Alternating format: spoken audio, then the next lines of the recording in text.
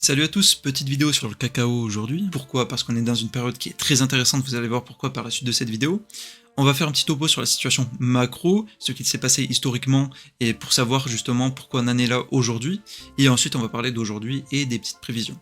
Donc déjà il y a une chose majeure à savoir sur ce marché, c'est l'estimation de la grande récolte en octobre.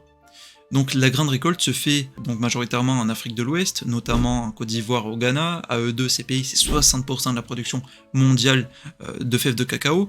Donc forcément, tous les analystes regardent ces deux pays. Donc qu'est-ce qu'il s'est passé en 2023 et 2024 pour que tout le monde parle du cacao? Les prix se sont envolés. Comment? Parce que l'offre était en déficit. En déficit, pourquoi? Parce que les récoltes ont été très pauvres, notamment en Côte d'Ivoire et au Ghana. En Côte d'Ivoire, on passe de 2 millions de tonnes à 1,6 million en 5 ans, donc forcément, il y a une production qui est en décroissance. Pourquoi? Majoritairement les maladies, hein. On est en monoculture en Côte d'Ivoire et au Ghana, on n'est pas comme un agroforestier comme en Équateur, donc forcément une maladie et la récolte est décimée, donc on est obligé de mettre à fond des pesticides, etc.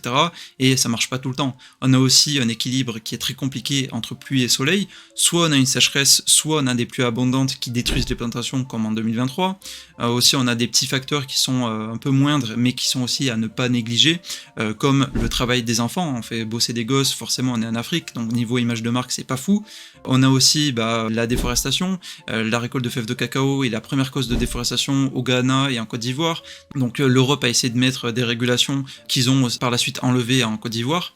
Donc voilà, il y a plein d'obstacles qui font que ces productions sont en décroissance. Donc ces estimations, comme j'ai dit, elles se font en octobre. Et on va les voir sur le graphique. Donc en octobre 2024, ce qu'il s'est passé, on fait un creux. Et les prix s'envolent. Donc offre en déficit, demande qui est toujours aussi forte, donc prix qui s'envole. En 2023, pareil, on forme un creux, donc récolte très pauvre, offre en déficit, les prix s'envolent, les marques ne sont pas prêtes. Aujourd'hui, ce qui a changé, c'est que tout simplement, les marques se sont adaptées. Et on a des prix qui n'ont jamais été aussi bas depuis 2 ans.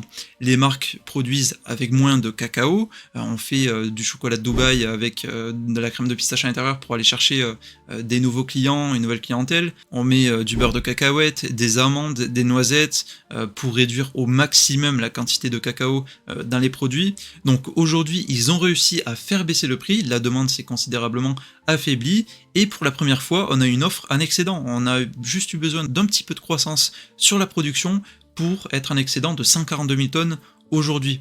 Donc forcément, ce qui se passe, c'est qu'on est en octobre, ok?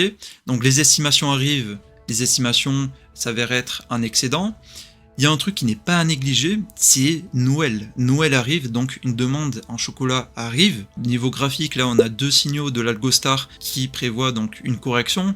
Donc là ce qui pourrait être intéressant à trader, c'est justement une correction qui peut arriver en décembre avec la demande.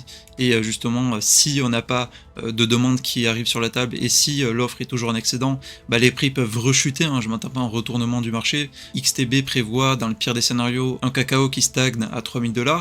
Et si justement les récoltes sont plus pauvres que prévu, le prix peut rebondir un peu plus violemment. Après, toujours, je vois pas de retournement de marché, les prix sont trop chers et la demande a su s'adapter tout simplement.